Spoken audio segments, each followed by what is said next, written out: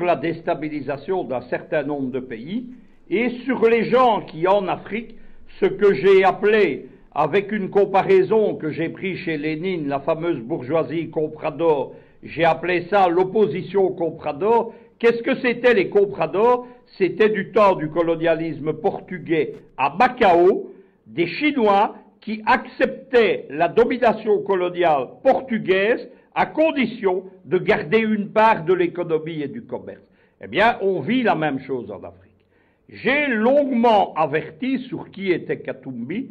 On est, avec le mandat d'arrêt international, dans le noyau, le fond de l'affaire.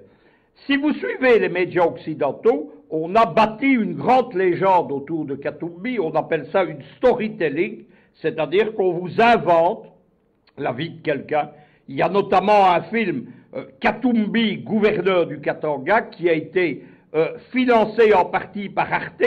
Arte, ce sont les gouvernements de Paris et de Berlin, c'est de l'argent public, et on nous expliquait que Katumbi était un honnête homme, que c'était quasiment le seul politicien congolais honnête, alors que c'est un affairiste qui a livré le Katanga aux multinationales.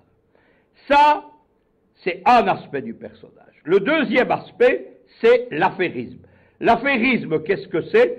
C'est que Katumbi, il appartient à une très grande famille affairiste qui s'appelle en réalité les Soriano.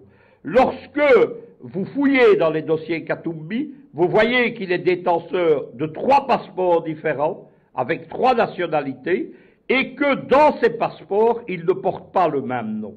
Il y a notamment un Moïse Soriano, qui conclut les contrats Soriano, Katumbi, Katumbi bis, on ne sait pas très bien. Troisième chose, Katumbi, c'est le choix d'un scénario politique.